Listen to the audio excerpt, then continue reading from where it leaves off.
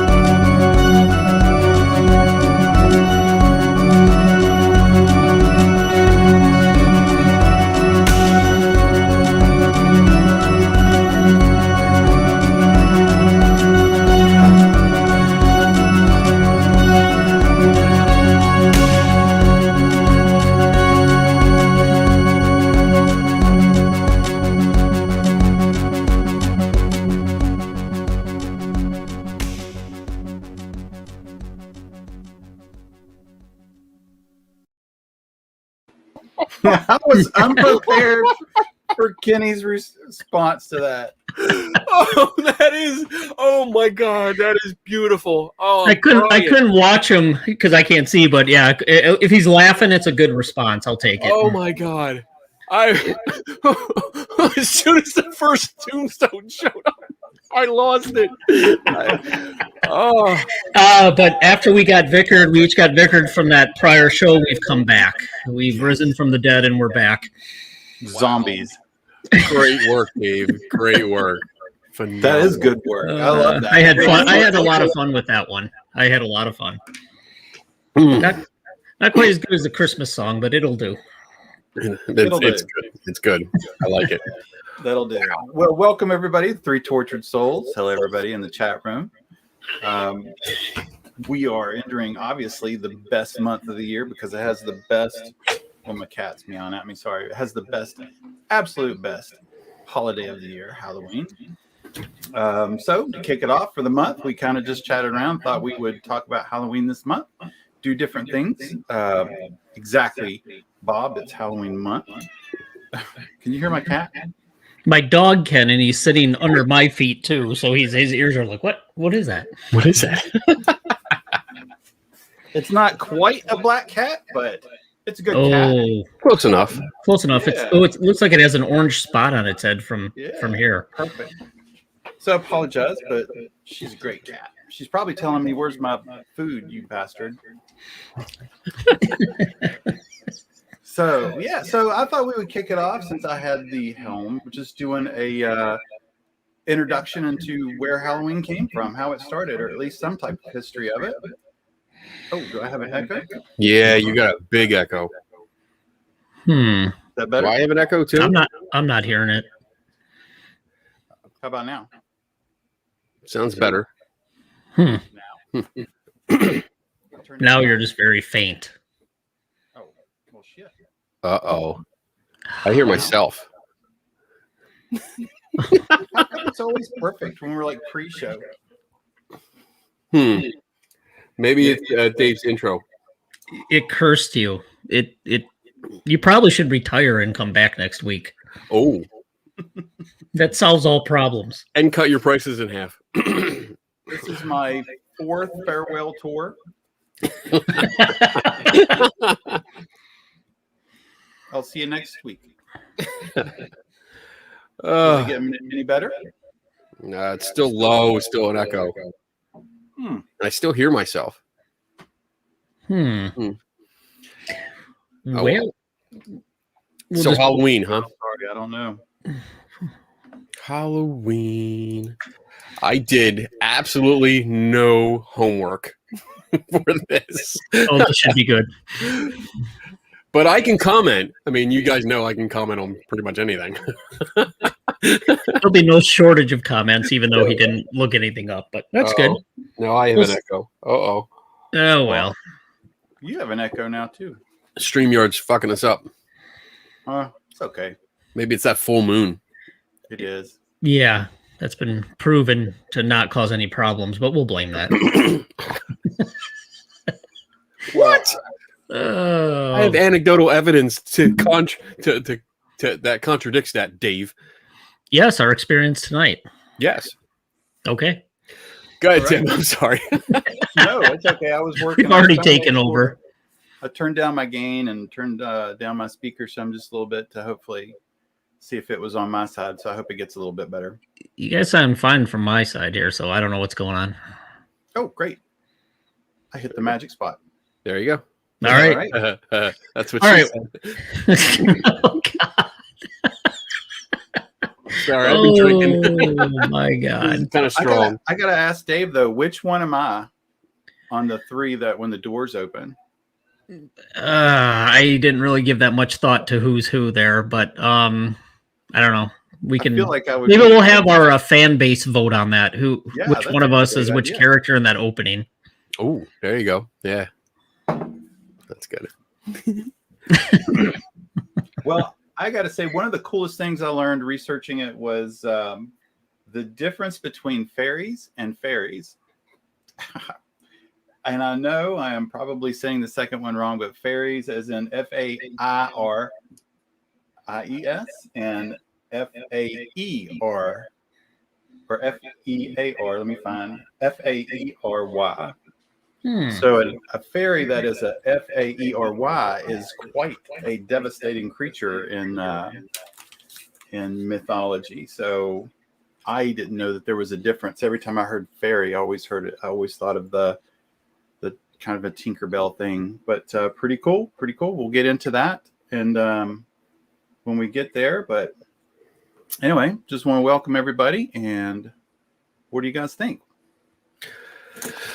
About the history of Halloween, I mean, I love the holiday just because I get to pretend to be someone else, and it's probably the only time that no one makes fun of me.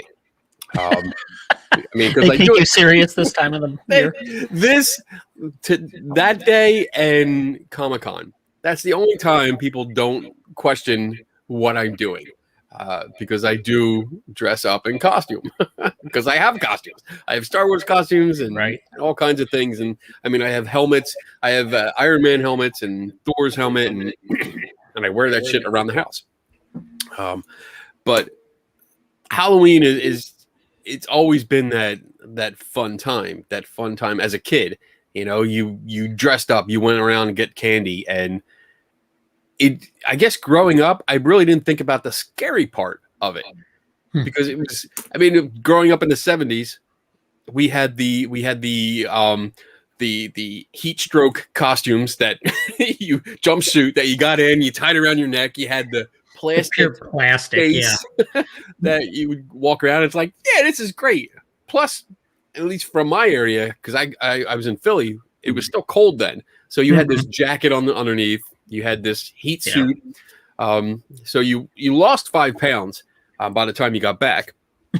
But I never thought about the scary part. It wasn't until later in life when I started looking up the origins and seeing, wow, you know, this goes back pretty far and it's changed so much over time.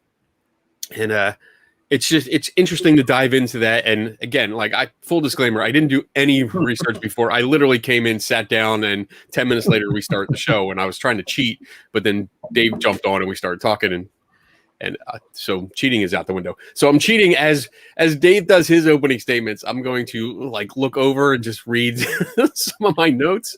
And, well, thanks for telling me that. So my opening statement will be: "This will be fun." What do we got, Tim? Okay. No, I'm just kidding. I'll give Kenny a couple more seconds there. Yeah, the background was fun. I've obviously looked into this before. Other podcasts, other radio interviews from way back. You always get asked about Halloween, why you like it, and then talk about the history of it. But to me, every time I reread it, restudy it a little bit, I'm always interested in how religion played a role into it. It blends together. And for me personally, it reminds me that a lot of the things, it's kind of cool. I love to think about why we do things. Why do we have jack-o'-lanterns? Why do we go trick-or-treating? what's the history of that? Because as a kid, you're like, it's just about scary stuff and getting candy. But when you start reading about why we do those things and how they developed, how they were introduced to this country, it was pretty interesting. And it's always fun to reread that because I forget it pretty quick after I look at it. And I just think, well, as an adult now, costume parties, bar, beer, music, and that's about it. And little kids come into your door with their cool costumes and you get to have fun. But yeah, it was pretty cool. And, looking at the different things, I looked at the background, the history a little bit, jack-o'-lanterns. I want to hopefully make a few comments on how it got started in the United States, trick-or-treating, why they used to do that. And one of the things that you really understand if you read the history, why people relate it to ghosts, spirits, devils, and some of the stuff that we do at Halloween, it is very related to the paranormal. And back in those days, everything from divining to fortune telling to bonfires and warding off demons and spirits and then dressing up like spirits, which once again, and I'm rambling on and on, I'm just making a bunch of points to give Kenny some time here.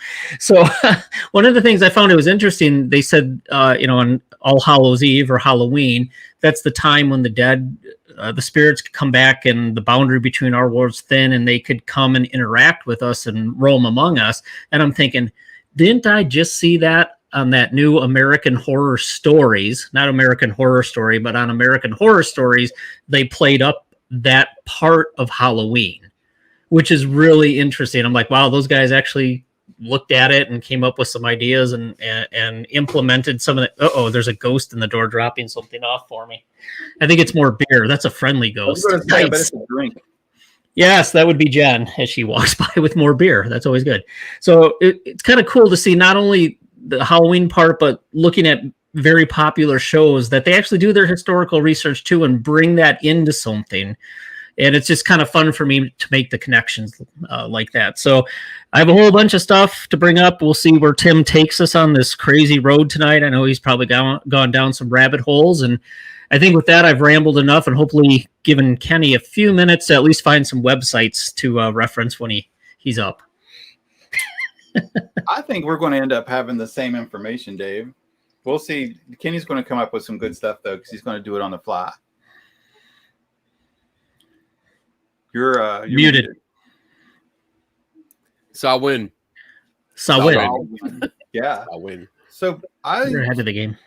The furthest back I got was the Celtic culture. It looks like it was around 12,000 BC where this was starting to become a thing with a celebration at the time called Samhain, or pronounced Samhain, and there were a few pronunciations I noticed of it, and I actually had to go to one of those pronunciation places to practice, and it came out a little different, but Samhain was it, and it's spelled Samhain, which looks like Sam Hain, but it's pronounced Samhain. So, which is exactly how I pronounced it until you guys told me different. It's probably going to come out Sam Hain a few more times, but yeah, we're looking up for because JD usually corrects us. Now he's not on yet. Damn it!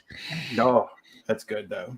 I'll see. Listen, I'm already starting to slur.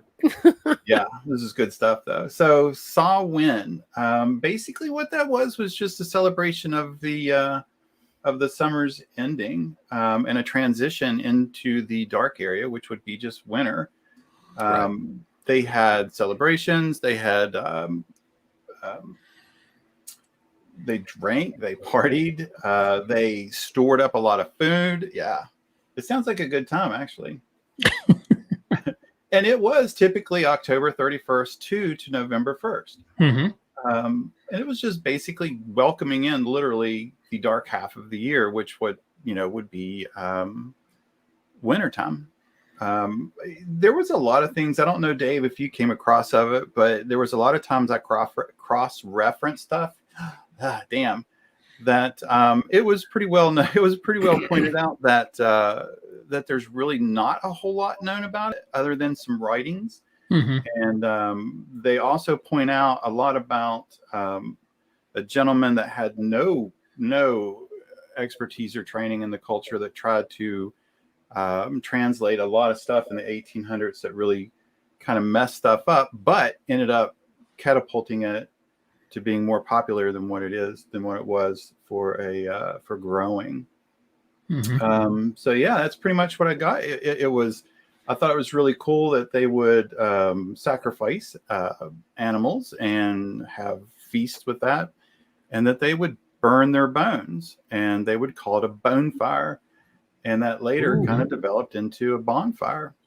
That was interesting. Yeah, it was also at that time that they did believe, or at least what I understand from the readings that I did, that they did believe that this was the time that the veil between life and death was the thinnest. They had this idea that the people that died that previous year could come through the veil, say their goodbyes, get their last wishes in, their last statements, and then pass on. But with that, they also had this belief that anything that was evil or not human could pass through the veil too. Well, it is hot down there. It's hot. It's a dry heat, Kenny. Dry heat. Okay, my bad. Yeah. So I thought this was really interesting because one of the things that they pointed to that was about wearing masks and disguising yourself was if you pissed someone off the previous year and they died, that they could come back through and find you and basically chew your ass out or do whatever. So they used to take ashes from the fire, and they would disguise their face so that the person that they pissed off or had a grudge against, I don't know, maybe they killed them for all that I know of. They couldn't find them, see them, and seek revenge. So, I think that was pretty cool to learn. Like, that might have been one of the first things. I'm not sure, but for masking, for disguising yourself during that time of year. Do you got anything? Did you see? Looks like you saw something on that, Dave. Yeah, I was just looking at my notes there, but part of it was not only you could hide from them, blend in, as you said. The pissed off dead that you may have wronged. It was like their last chance before All Hallows Eve, before All Saints Day, to get even with the people that may have wronged them in the living world. And that obviously plays into why costumes eventually came into play. And they think that some of the reason as to why costumes came into play. So if you look like these evil entities, these spirits, these fairies, they talked about martyrs, devils. I mean, they covered the whole gambit of things as I look through this. But yeah, to wear those costumes. So that was one aspect of it, what you brought up, Tim. The other one is to dress up like them and go house to house asking for treats or contributions in their name, which is interesting. It's like, oh, okay, so we went from appeasing them so they don't get mad and hurt us to I'm just going to impersonate you so I can get your shit and go home and eat.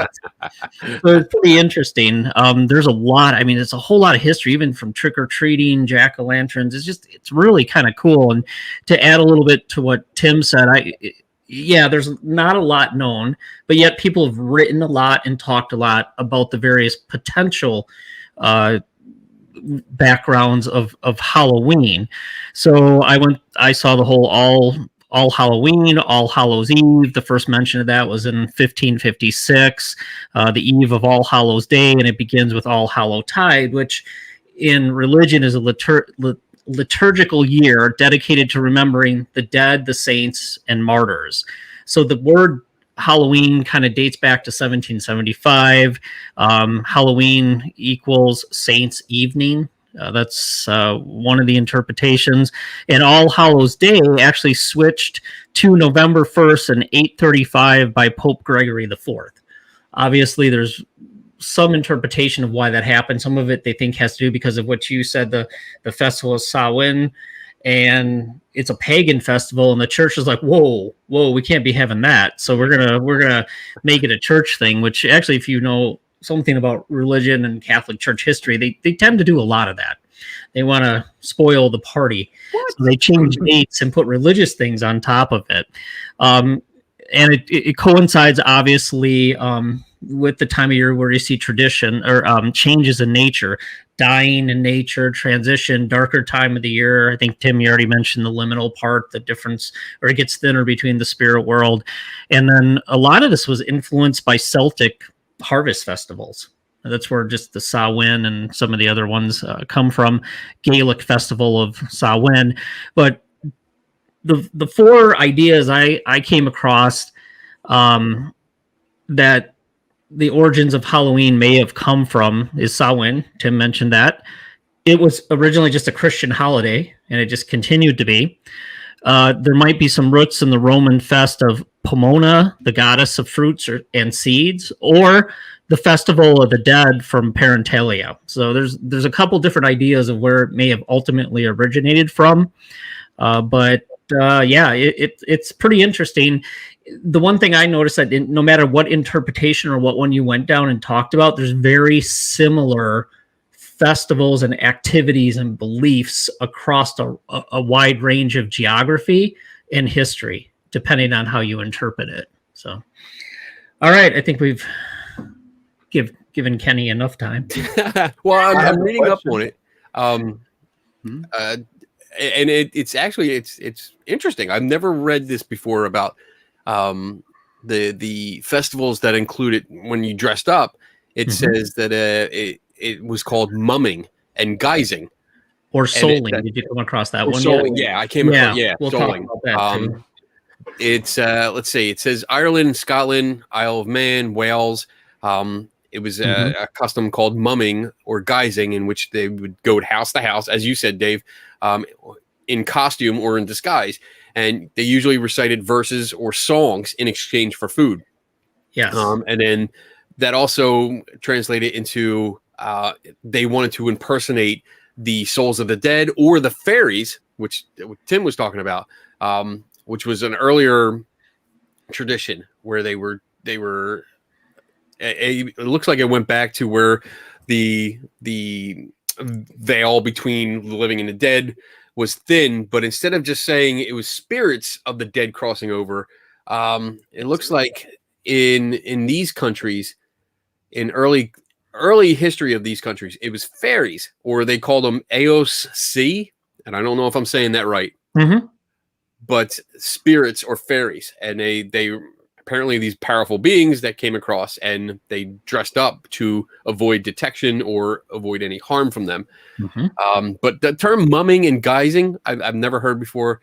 At least I don't think I've read it before.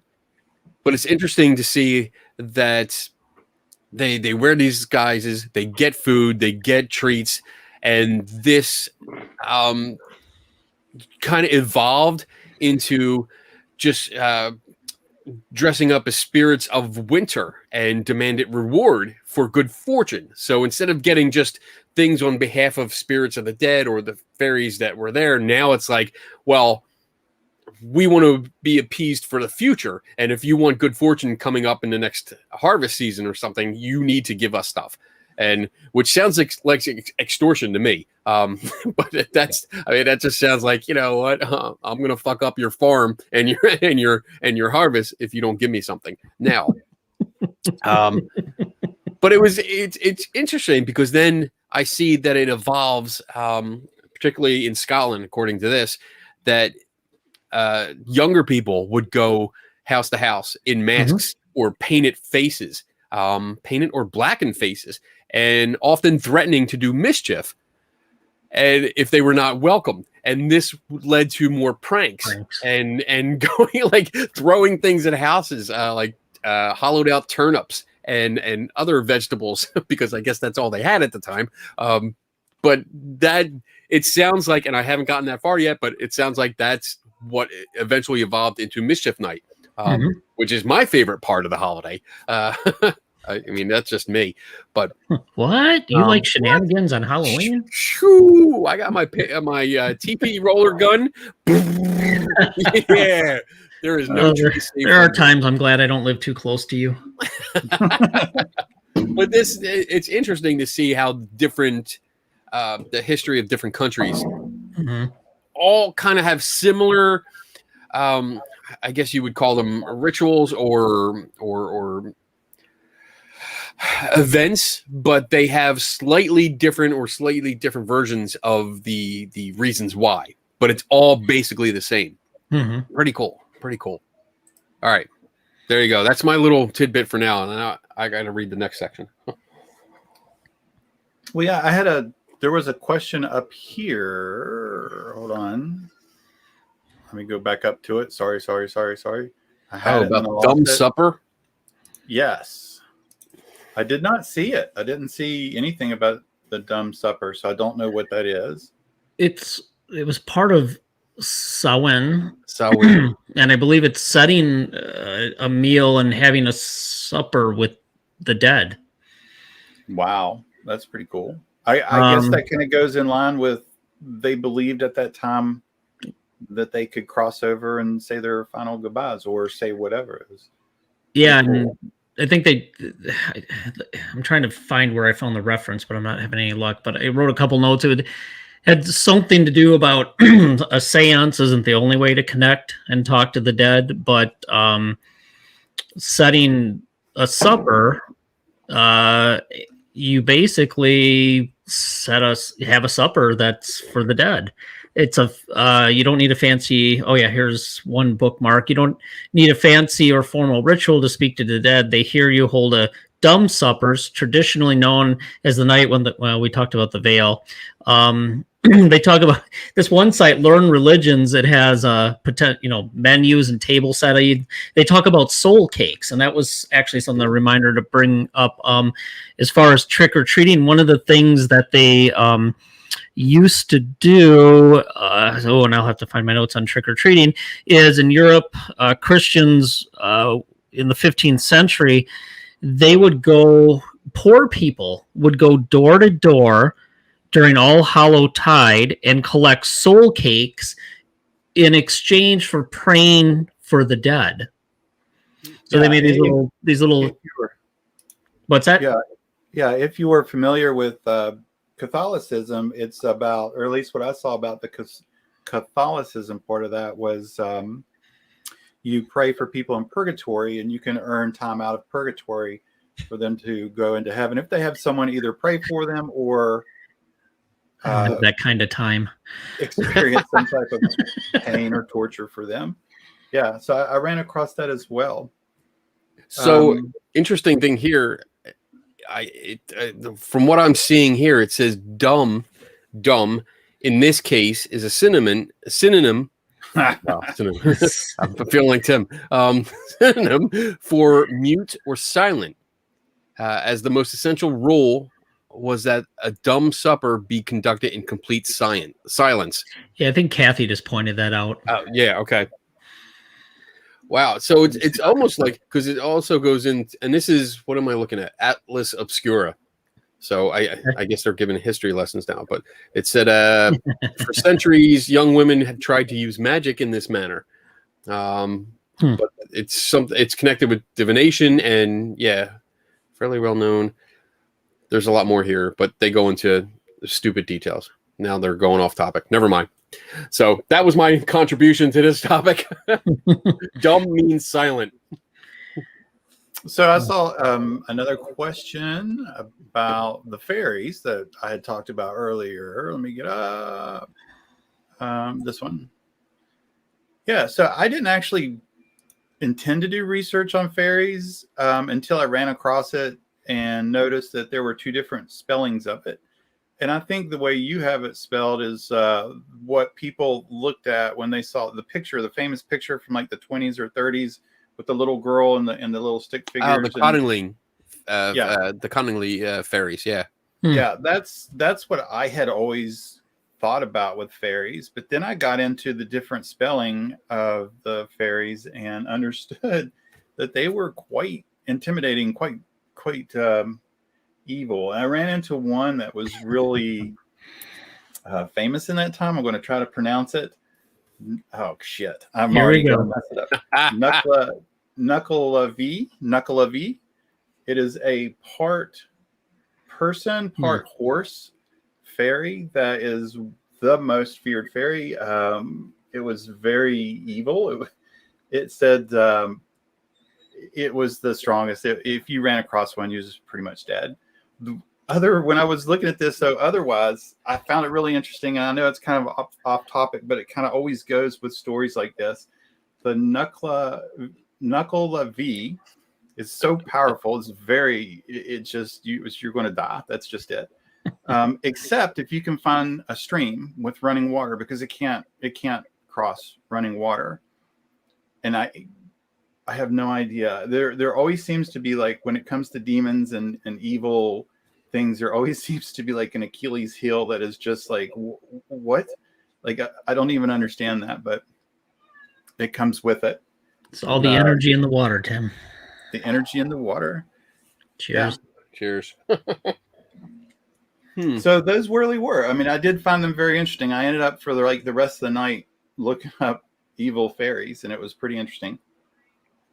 And you got some very interesting Google Images hits on that, didn't you? Yes, I just did. I'm like, oh, hey. Hey now. Hey now. This show took a turn. So one of the things I really thought was kind of cool is when I came across material where in some countries for Halloween, All Hallows Eve, people would go to the graves of their loved ones or family members, other people they've lost, and they'd light candles and leave them there. And other times they would sit there the entire night. And it was kind of a way to reconnect and remember those ones that have departed and moved on. So I thought, that's pretty cool. And I think it's not related to, but it reminded me of the Victorian tradition of going and having like a brunch or a lunch at a graveside. And I don't think that, that's something I don't think people do at all anymore these days. I mean, granted, you can get online and look up your grandma's grave on Find a Grave or whatever and sit there and look at it. But it was kind of a neat reminder that people used to spend a lot more time remembering those who have passed.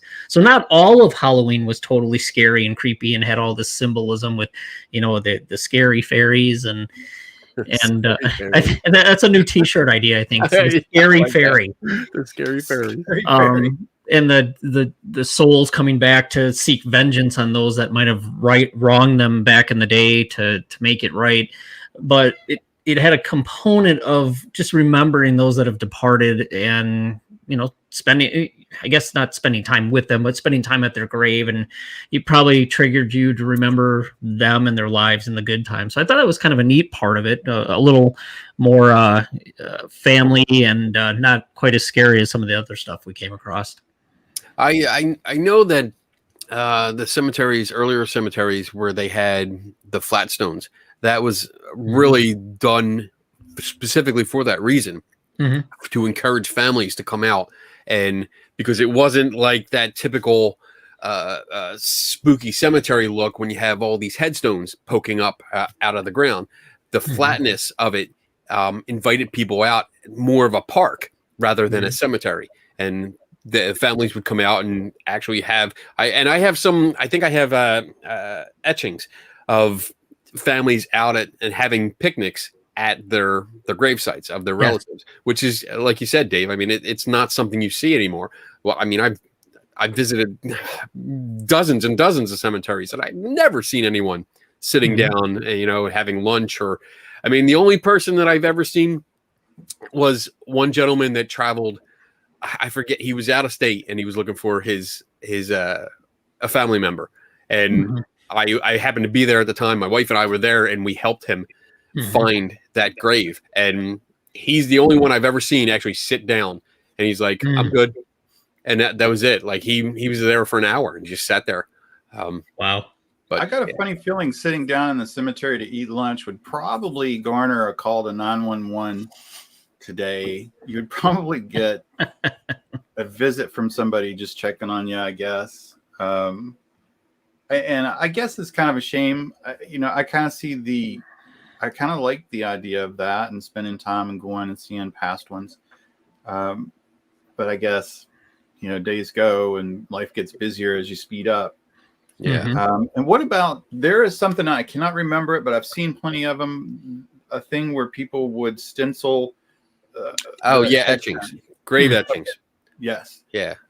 And I've seen people that have taken those and framed them of their families when they move, and they like we found them in some old houses, and they were really interesting. Always kind of like that idea as well. Yeah. So I want to follow up just a little bit on like what Dave talked about. I think, did you say Pope Boniface in the 7th century? Did you run into him? Pope Boniface for All Saints Day, All Hallows Day. Yeah, All Hallows Eve, 1556. Is that the one you're talking about? This one I don't have a date for. I don't have the actual year, just it was in the 7th century. Oh. And the 835. I did talk about that. Yeah, I kind of going back to what you were saying.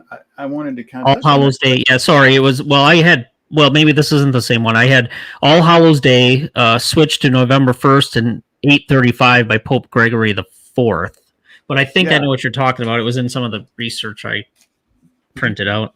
Yeah, I thought it was interesting going back to the church at the time needing to take over pagan traditions, or feeling like they needed to take over pagan traditions, because a century before that, before Pope Boniface, I hope the 4th, actually set the day to be observed on May 13th. And it stayed that way until yours came along in the 8th century following it, when Pope Gregory the III moved it to November 1st. And in the writings, some of them, to sum it up, is, motivation for the movement is debatable. But scholars believe that it was an attempt again to co-opt the pagan ritual of Samhain and kind of make it go away. Right. Yeah. Even then, the people that observed from that church still like kind of assimilated bonfires, and then started with the souling, like you were saying. Costumes. In the 16th centuries, in my notes, right around the mid 1500s. I had a whole page of notes on bonfires. I thought it was interesting because I used to love to go to bonfires as a kid, especially around Halloween. Go for the haunted hayride and then have the bonfire afterwards. And that was really cool. So the bonfires, at least in Ireland and Britain, the flames, smoke, and ashes have been protective and cleaning powers. It was also part of the divining process.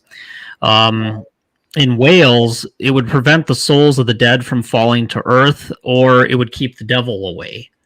So those were all things that were associated with All Hallows Eve, Halloween. And then until the 19th century, Scotland and Wales, it was used for divining. The fire would die out, and if you were there, you would put your stone down in a ring.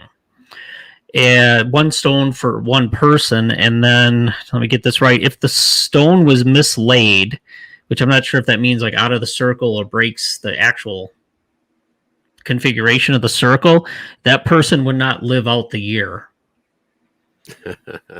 So depending on how many beers you have these days, I don't think most of us would live out the year. We'd be dead. We died like 70 times. Did you get into Guy Fawkes? The Guy Fawkes Day? I thought that was pretty interesting in the time. No, I got into the Jack, the story about Jack that tricked the devil up in the tree and the whole jack-o'-lantern thing, but no, I didn't get into that one, Tim.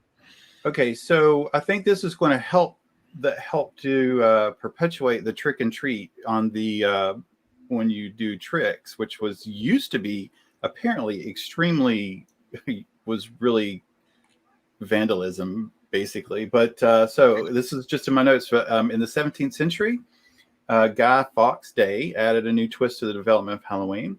So in November 5th, 1605, a group of dissident Catholics tried to assassinate a Protestant king, King James of Britain, known as the Gunpowder Plot. Guy Fawkes, this guy was caught with the explosives beneath the House of Lords. And of course, it didn't work, but his name became attached to the plot. So Guy Fawkes Day became a celebration by the Protestants in Britain as a victory over popery. So November 5th. Smells good. Thank you very much. That was hard. But I'm a few more cups of this stuff. I'm not even going to care anymore. I'm just going to be like, figure it out. November 5th became a day of anti-Catholic sermons and vandalisms of Catholic churches. So that was very close to Halloween. So Guy Fawkes night, bonfires were lit. We're going right back to bonfires. Effigies of the effigies of the Pope were hanged, and people drank, feasted, and lit off fireworks. Whoa. Children would go to house wearing masks. Again, here we go. Carrying an effigy of Guy Fawkes, begging for money or food while threatening vandalism if they refused. I wanted to read more about that, but I did not. There's so much when you delve into this stuff. Yeah, it's it was crazy. I really enjoyed it.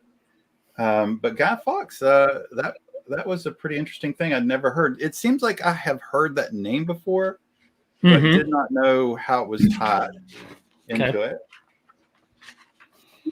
So moving on to America. So finally coming into America. Yeah, coming to America. Coming to America. Did Eddie Murphy show up with a jack-o'-lantern? What's that? Did Eddie Murphy show up with a jack-o'-lantern? Maybe. That was a good movie. I think they redid it too, but I never did see it. I think there's a part 2. The 2, yeah, they put a part 2 out. I haven't watched it yet. Yeah, I came across the U.S. how it was introduced to the U.S. as well, which was pretty interesting. So go ahead. No, Tim, go ahead. Your topic, your show, buddy. Yeah. Okay. Because I didn't do anything. You go and let me scroll back through the comments to make sure I'm not missing a question. I'm reading about Jack now. I'm catching up. Ooh. Yeah, that was. It's an interest. It's a fun story. It's Christian folklore associated, I'm sorry, the jack-o'-lantern one. The Christian folklore is pretty interesting. You can read this right on Wikipedia, and I'll do this, and then I'll turn it back to Tim here real quick on how it came to the U.S. En route home after a night's drinking, Jack encounters the devil and tricks him into climbing a tree. A quick-thinking Jack etches the sign of the cross into the bark, thus trapping the devil. Man, if Zach Bagans only had this knowledge. I know, you know? Jack strikes a bargain that Satan can never claim his soul. After a life of sin, drink, and mendacity, Jack is refused entry to heaven when he dies. Keeping his promise, the devil refuses to let Jack into hell and throws a live coal straight from the fires of hell at him. It was a cold night, so Jack places the coal in a hollowed-out turnip to stop it from going out, since which time Jack and his lantern have been roaming, looking for a place to rest. Just a fun little Christian folklore. That's cool. I love it. I would totally love that coal from hell for my mystery museum. That would be really cool. I'll keep it in a turnip. Could use that for my fireplace. It would save me a lot of matches. All right, sorry, Tim. Go ahead on the spread to the U.S. The break was good, so I could make sure I didn't miss anybody in the if anybody had any questions. So coming to America. The Puritans of New England brought a lot of stuff with them, but they refused to participate or observe any holidays associated with pagans, including Easter and Christmas, but they kept Guy Fawkes Day. So Guy Fawkes was actually celebrated all the way up until the American Revolution, 1775 to 1783. The rituals of Samhain came later with Irish and during the potato famine. Largely Catholic Irish observers observed All Hallows Eve and All Saints Days and their tradition of souling. So we have them starting to mix in the late 1700s to 1800s. For my jack-o'-lantern, you have the exact same thing I do. I thought it was a really good thing. I had that not long after entering America. The turnip was traded for the pumpkin because the pumpkin was in season. It was easier to carve. And it's native. Yeah, it was native. You could find it. Guy Fawkes Day was no longer observed, but pieces of it attached to All Hallows Eve. In particular, the vandalism parts. You remember when it was first started, it was all about doing vandalism to anything Catholic. The vandalism, though, as we Americanize things, the vandalism was no longer limited to Catholics. Now, any home or business was a target. Yay, evolution! Yay! So we're smart here in America. America, that's right. We're all equal victims. Random vandalism continued until in 1912, a woman named Elizabeth Krebs. She kind of really got done up with the vandalism on Halloween. And so the following year, in 1913, she organized a party for the children of her town in Hiawatha, Kansas, hoping that the parties would wear the kids out. She organized bands and costume contests and even had a parade. She did not wear them out, and the vandalism continued. However, in 1914, she did up her game. I'm sorry. So when 1914, she upped it, organizing bands, dances, costume contests, and had a parade, and her plan worked for the most part. News of that success started to travel, and it outlined for other cities that were facing a lot of problem with vandalism at Halloween on how to help curb the vandalism. She is thought of as the mother of Halloween in Hiawatha, Kansas. Oh, wow. It's interesting how our modern tradition was born of necessity. Yeah. That's what it sounds like. It's not something that just evolved over time. It was like, oh shit, we got to do something because too many people are costing a lot of money from damage and all this. We need to do something. And this woman stepped up and said, all right, we're changing it right now. Here it is. Within a year, from 1 year to the next year, she completely changed the tradition of a holiday. That's amazing. That's really cool. I like really interesting. Yeah, it did a good job, but it didn't stop at all. So some of the, like, if you would Google some of the things that were done for what later in the 1920s began being called Mischief Night, and I heard you reference that, Kenny, was becoming a serious problem. And one of the pranks that people would do would take someone's car apart, because, you know, there were 37 pieces in 1927. Yeah. And they would put it back together on top of a barn. I mean, that's a great. That is awesome. You would have to be freaking awesome. Yeah, so you can actually, there's pictures of it, and it's pretty crazy. I mean, they really got into it.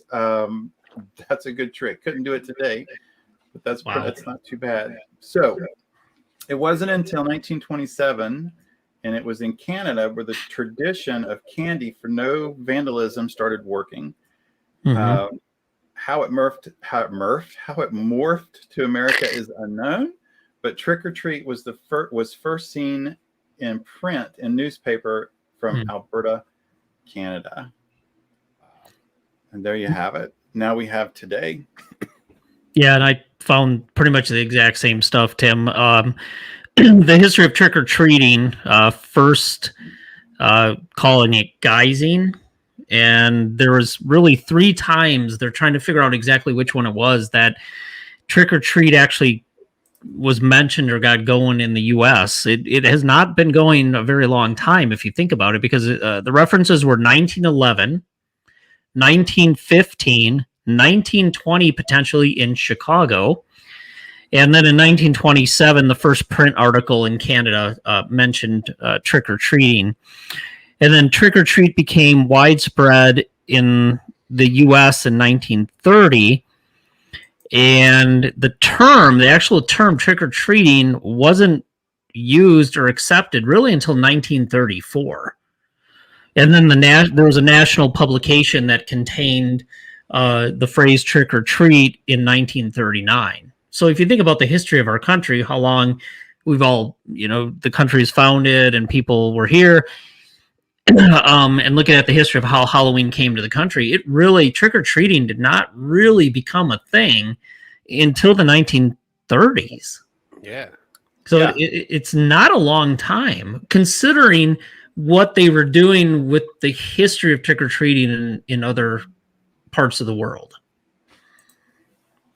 I like how, and I'm just thinking outside the box here, I like how the tradition of guising and putting on costumes was originally meant to pretty much poke fun at evil stuff, and it was to hide. It was to hide from the spirits. And poke fun, though, that was brought up in some of the stuff I read, is to poke fun at ghosts, devils, the supernatural.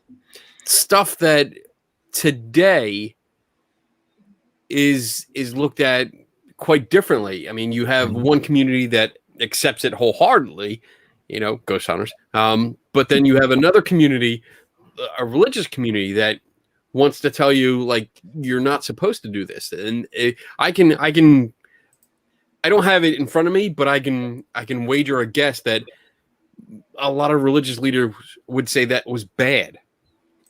Dressing up as a demon, dressing up as a devil or a ghost or a spirit is bad, because now you're trying to invoke that. And I don't know where I'm going with this. I just find it fascinating that it's almost like comes full circle. Like it started out as a tradition where people did that, and it was encouraged to poke fun and to hide from these things that they really believed existed, to today where it's like, that's bad. Don't do that. Now you're invoking the devil and Satan, and you're going to bring Satan into your life. I can hear Bob Larson's voice in my head. Like, that's the devil. He's coming for you. Let me do an exorcism on you for $29.95.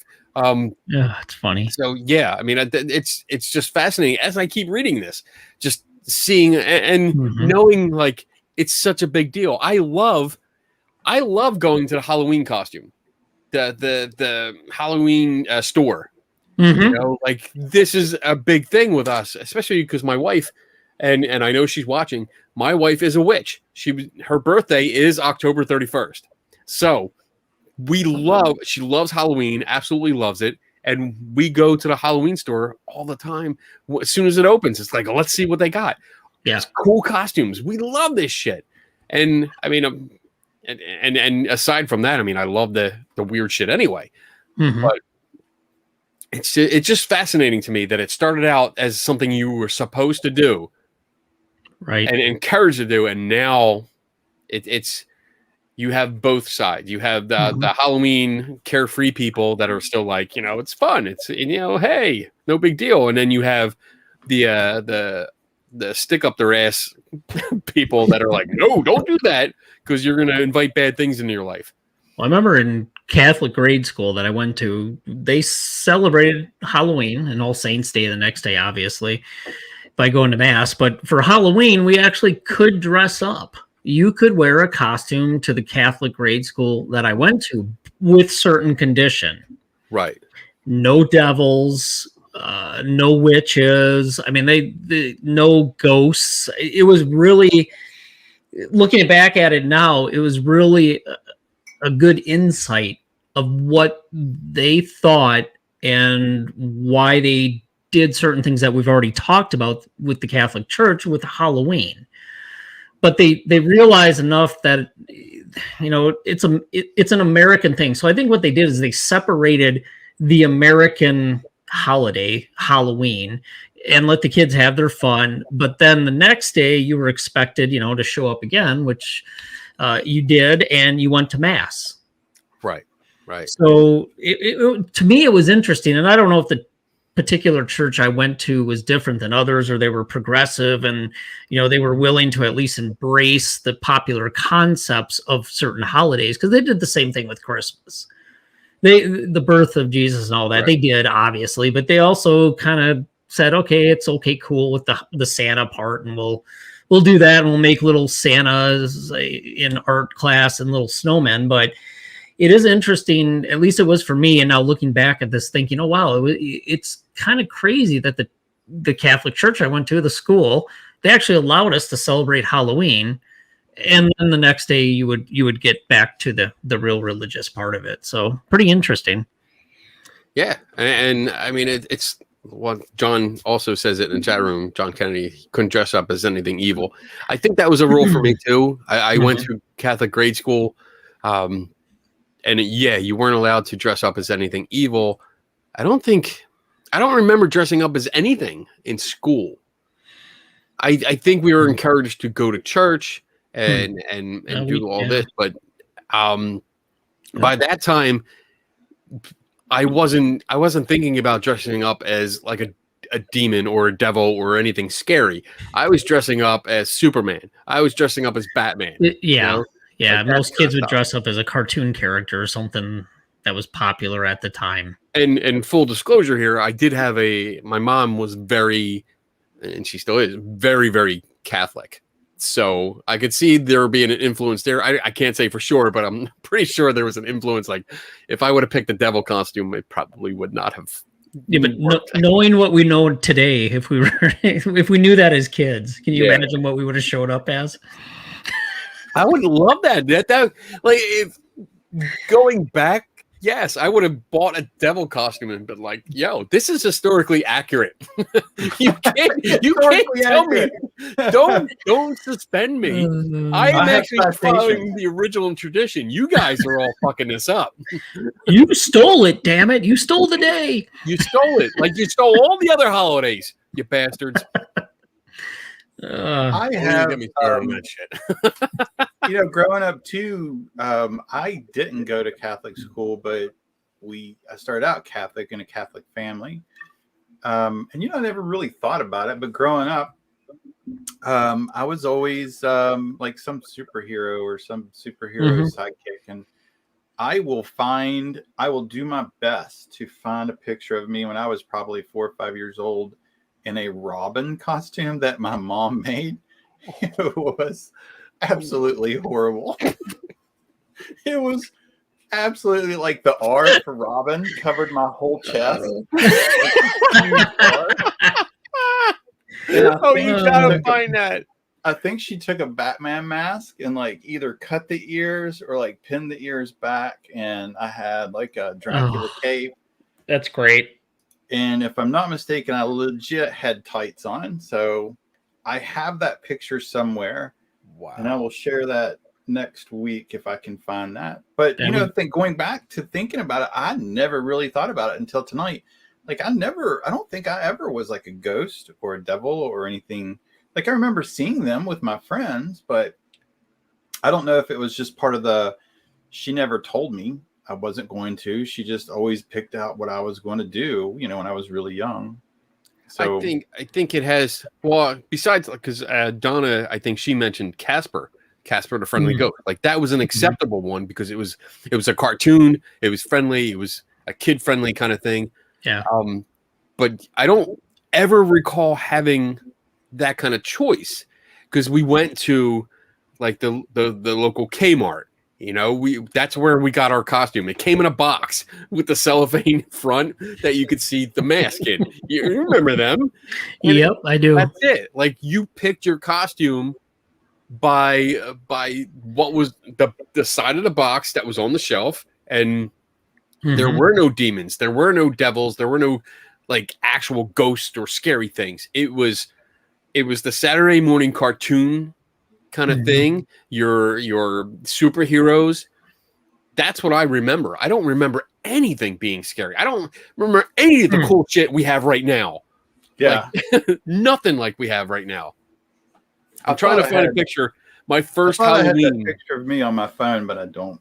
My first Halloween that I'm not even one yet, and I'm in a Superman costume, and I'm trying to see if I can find it because my dad is holding me up and flying, and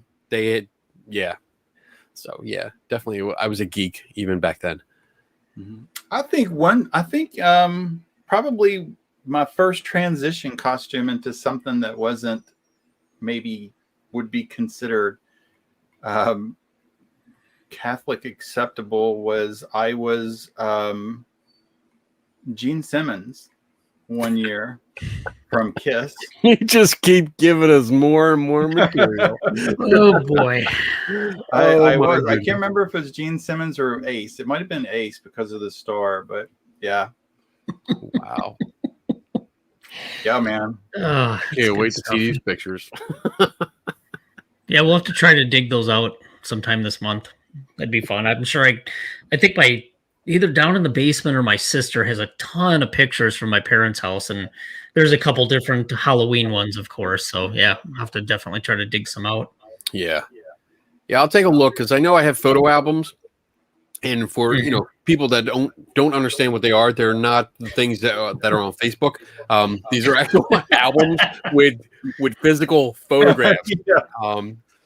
Not printouts, but physical photographs, and Polaroids, because I have a whole bunch of them, and I got to go through them. And if I find it, I'll post it on our Facebook page. So that'll be cool. Yeah. We've got to find some old pictures and use them in one of our shows coming for up. sure. Yeah, for sure. I think we should take that advice. Or somebody asked a question about something about us dressing up for Halloween. Yeah, it is. I think we have a Saturday show on the 30th. So I think we do. We do. I'm looking at it right now. Yes, October 30th is a Saturday, so we should be able to do that. And I do think we should dress up. All right, let's just make that a thing. We will be dressing up. Okay. I'm going to dress up as Kenny and get really drunk. Say fuck a lot. Well, that's an easy pick. I'm going to dress up as Tim and not show up for the show because you kicked me out. I'm gonna dress up as the person that brought us all together. So I guess I gotta shave my head and put on eat a lot of cheeseburgers the next couple of weeks. Get a muscle shirt. Yeah.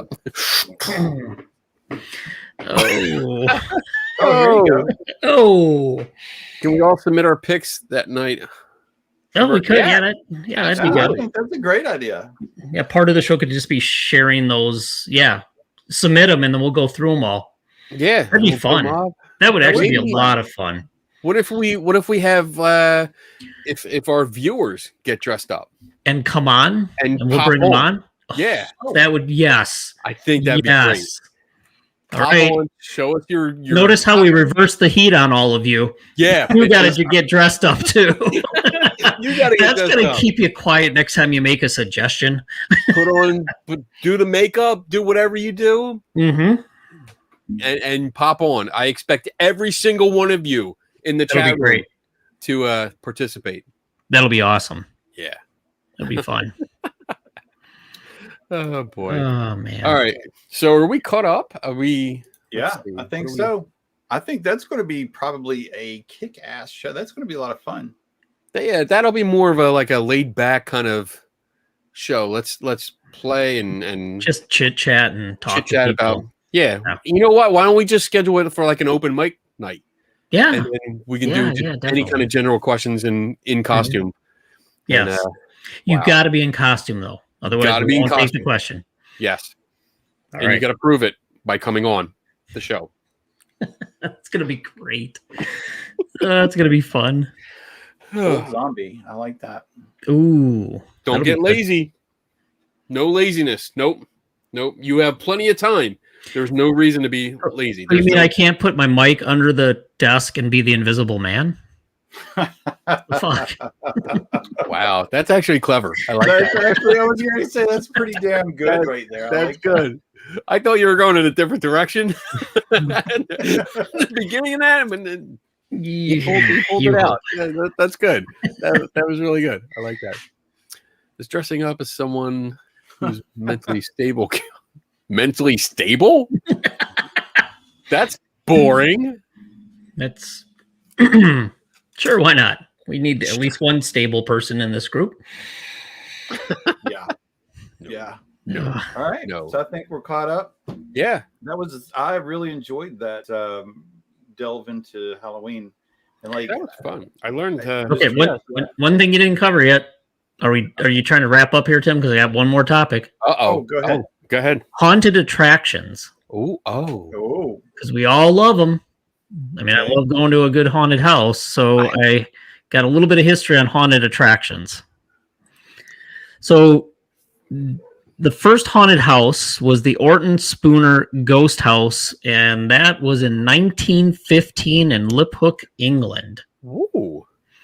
And then in the 1930s, commercial haunted houses appeared in America. In 1950s, the U.S., it became a major attraction, but really restricted into California. And then it became a cultural icon with the opening of the Haunted Mansion in Disneyland on August 12th, 1969. Okay. So I thought that was pretty interesting. And then in 1980s to the 1990s, the theme parks got involved. So Six Flags, which Great America, they began in 1986 with Fright Fest. And actually, Jen and I still go every year. Great America in Gurnee is probably, 20 minutes, 15 minutes from our house. So we still go to that. And it's one of our favorite things to do, even though they, keep raising the price. Now you need a ticket to get in and see the haunted stuff, but it's fun. And then Universal Studios in Florida, they had Halloween Horror Nights starting in 1991. I guess I didn't realize they've been doing that since 91. Wow. So haunted houses and attractions, at least for me, is a huge part of Halloween. We always love to find the good haunted houses to go visit. And, one of the best ones we ever went to was in Rockford, Illinois, where it was outside. And I think it was like an outdoor camp. And you had to walk through the woods and these trails through farm fields, through the woods, and go to each cabin, which was set up a different way. And it was just, it's really cool. So I always love that. And haunted houses were one of my most favorite things to do around Halloween. So that's it. Now I'm done. I have one question from John that I missed. I'm sorry, John. Sometimes I try to go back and look for him. I apologize, but I'll put it up here. I actually read something about this. Is the Spanish holiday Day of the Dead have any connections to our Halloween? I don't know. That's a good question. I really don't know. How I read about some of that in looking for Halloween was when I read about that celebration of, I don't know if you want to call it celebration of dead, but the maybe the acknowledgement and the celebration of people that have passed that you love tended to be universally across different cultures, even across different times, and had different ways that people celebrated it. And one of the things that they referenced was the Day of the Dead. But I didn't, it was something that I really wanted to look at because I found it really interesting, but I didn't get into that. So I don't know how or if they have any connections to Halloween. Yeah, I briefly, I'm trying to find, I had like one or two quick notes here, but it's celebrated the 1st and 2nd of November. And then, what does it say? Oh, it originated and mostly observed in Mexico, but also in other places, especially people of Mexican heritage. It's certainly associated with the Catholic celebration of All Saints Day and All Souls Day. So I guess if you're looking at the origin of All Souls Day, All Saints Day, and it's linked to Halloween that way, yeah. I mean, it has some. I think Kathy, you just put it up there, but yeah, there's some similarity. So it's kind of a yes and no answer. So I would agree with what she said there, as far as what little I know. But yeah, there's Ron. Hey, Ron. I slurred 2 A's. Damn. You did. Hey, Ron. Hey. He'll be there. You can give us a follow-up. Yeah. Ooh, he would see if he could get an interview for the show that night. Ooh. Yeah. Ooh. He'd be our correspondent. Our Mexico correspondent. Oh, my God. That's awesome. Now we're going to go live to Aaron, who drank some of the water in Mexico. Let's see how he's doing. There you go. You have an assignment, Ron. That would be awesome. Our that Mexican would be cool. Correspondent. You gotta do that. You gotta go on the street. and just do interviews. Tell them you're on a podcast live, and just let them go. Just ask them what they're doing. Let them go. Oh my God, that would be great. That'd be fun. That would be fun. Very cool. Oh, I like the haunted attractions though. I want to comment on that. I'm not a big fan. Really? And it's weird. I don't find haunted houses, the attractions, entertaining. I guess like I go in and I'm like, all right, I know what to expect, so I don't really get scared. I'm kind of like, all right, I'm just here. I'm going through it. I absolutely hate hay rides because I'm allergic to hay. Yeah, I'll agree with you there. When I was a kid, I used to love them, but because I had asthma, as soon as I got off that damn hay ride, it's like, where the hell's my inhaler and nebulizer? I can. It's like I would climb up into the trailer that was filled with hay, and as soon as I sat down, I was like, yeah, okay, all right, and everyone's having fun. Oh, isn't it great? I'm going. But I guess I don't know. I just never got into it. You could take some Benadryl and suck it up, man. Oh, shut the fuck up. Damn, what a wuss. You're probably really scared and you just don't want to admit it. Yeah, whatever, bitch. I would love this. This would be my haunted attraction bucket list. Is it would be Camp Nobi Bosco, which is the original setting for Friday the 13th, Camp Crystal Lake. If they would open it up on Halloween to stay overnight, I would go in a second. That'd be sweet. I know they open it for tours like once in a while. Because it's an actual campground. So Boy Scout, I believe it's a Boy Scout camp. So you can't just go onto it.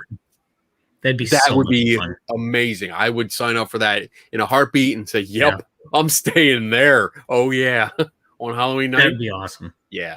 So you mean where they filmed Jason? Is an actual Boy Scout camp, or should I say Scout camp now? Well, so what could possibly go wrong? Nothing. Nothing. I hear the Conjuring house is available for sale. Yeah, for $1.2 million. You could have one hell of a Halloween party there, though. If I had the money, honestly, I would buy it. I would buy it because that's free money. It's seriously free money. They did all the work, and I would not feel bad about this. Like, because everyone knows who I am. They know how I feel about it. I would buy it and just say, look, I don't think it's haunted, but if you want to pay me $100 a person or whatever it is to come up here and hang out, by all means, you're paying my mortgage. Awesome. And it's going to be a big ass mortgage. Big ass mortgage. 1.2 million, dude. Holy shit. That's a lot of money. That's a lot of visits by a certain ghost hunting host to choke himself out when he's possessed. Listed on Airbnb. There you go. Yeah. Yeah, come on out. Rent the place. $2 or $3 grand for a weekend. Yeah, no problem. Telling you, people would jump all over that. They would jump all over that. I know they're booked up through this year, and I think into next year. So damn, there's no shortage of people that are going to pay to visit. So yeah, I mean it's a no-brainer. And I'm not lying. I'm not deceiving people. I would tell you outright, hey, I'm a skeptic. Not haunted. I have all the history. I have the documentation. Not haunted. But you want to come up? Come on up. There you go. And I would you guys can stay for free. Don't worry. Thanks. I got your back. What a pal. We'll make like 2 or 3 times a year. You guys come up. We'll stay for the weekend. We'll broadcast live. We'll have fun. You got that kind of money. I expect to be flown out on your private jet. Absolutely. Of course. 3TS jet. Didn't you mention that the other day? We did when we were going back and forth. Yeah. All right. All right. We stalled enough. All right. Anything else? I think I'm caught up. I apologize if I missed anybody, but I don't think I did. Let's see. What do I got? I mean, are we doing like announcements now? Yeah, I'm just kind of looking, make sure I didn't mean to miss John's before, but sometimes I understand why the divine Miss Donna covers sometimes. Yeah. I don't mean to. I have my notes on this screen, so my eyes sometimes don't see it scroll by when I'm reading. She is available for hire. Just putting it out there. She can be on the side, take care of that would be paid for out of the same fund that your show gets paid out of. So exactly. All we got to do is mention her booth a couple times, free advertisement, and it's good. Really, that's Lucky Tiki Creations. Yeah, there we go. And we got a producer. Perfect. All right.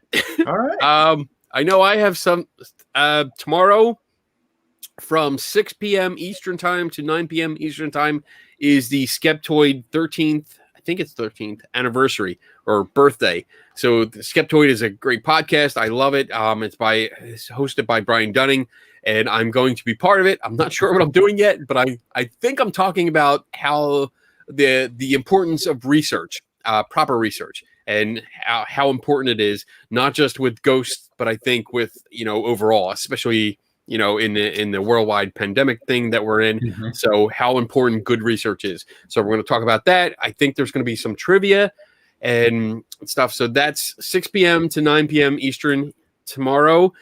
Next week, on October 9th, I'll be at Selma Mansion in Norristown, Pennsylvania for their psychic fair. Donna will be setting up her Lucky Tiki Creations booth. There's a free plug there all day. And I will actually be filming a vlog episode of my new series, Ghosts in the Machine, which is back here behind R2D2. Hopefully I'll get some psychics to actually talk to me. Hopefully they'll be friendly and want to talk to me. And I think I had a laugh. Tiffany put to Kenny, so you're gonna wing a discussion on the importance of research. That is priceless. That's a good one. Yeah, I'm gonna wing it. I'm good at that. We can do a trivia night. That was very clever. That's a good idea. Yeah, I got to break out the book. There's 2 in a row he's crushed. Hold on. I can't remember anything more than one, and there's no guarantee I'll ever remember. Oh, there's the echo of Tim tonight. Finally. And then one last thing. Starting October 12th, I'll be working with Lloyd Araback on a course kind of thing. I'm not sure exactly what I'm doing yet, but I know I'm doing the first class. I'm doing a presentation for the first class, October 12th, and it's a skeptical approach to parapsychology. And I think I'm doing more on like a presentation on critical thinking and how to solve mysteries based on I have a graphic that has like all the steps or most of the steps that I use to solve mysteries. And I go into detail about that. And then I'll be doing a lot of commentary or just adding my own 2 cents, if you will, and discussion. And that runs for, I think, 8 weeks every Tuesday at 8 to 9:30, I think. So if you're interested, you have to go to the Rhine Institute. I forget the exact web address for the Rhine Institute and their courses. But if you look up the Rhine Institute, I'm sure you can find it. And then you have to sign up for the course. So that's all I have. And I'm actually off next week. So all next week I'm off because I have to catch up on so many fucking projects. Damn. I'm so far behind. So I actually took a week off of work so I could catch up. That's nice. Enjoy.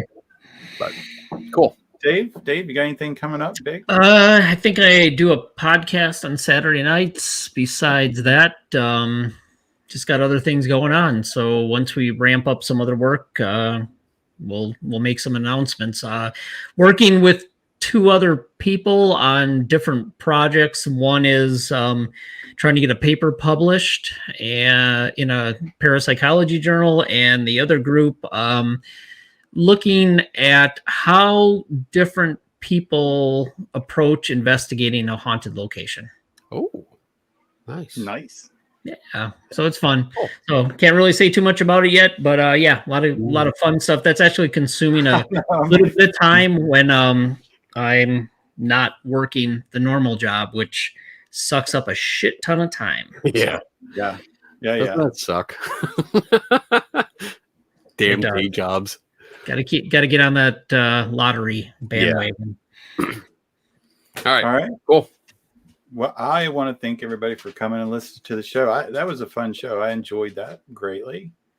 That was a lot of fun. I appreciate it. So we'll be back. Whose turn is it next week? Is it mine? Me? Is Not it me? Mine. Not mine. You shoot. God, you'd think we would remember this. There's only fucking 3 of us. Jesus. No. I think it's Kenny, but not sure. I think it's me. I always got to go back and look at the past episodes and videos on our Facebook page.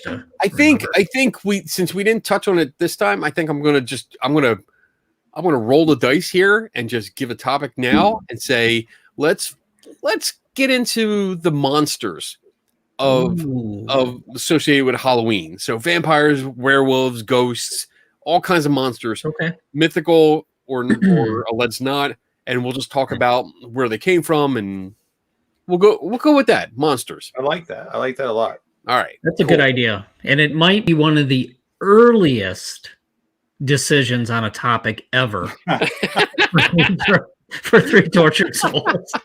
It is. I've never done the earliest decision. Honestly, it's usually when Dave sends me a message Wednesday or Thursday, like, "Hey, what's the topic this week?" I'm like, "Fuck!" I gotta come up with a topic. I usually do that because I'm sitting here thinking I want to spend all day fucking Saturday sitting at home looking this stuff up. Oh, shit. Anyway, all right. Look forward to it. That's a great idea. Love it. That's a great idea. See you guys next week. Good night, everybody. All right.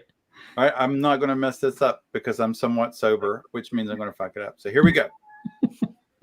Good night. Good night.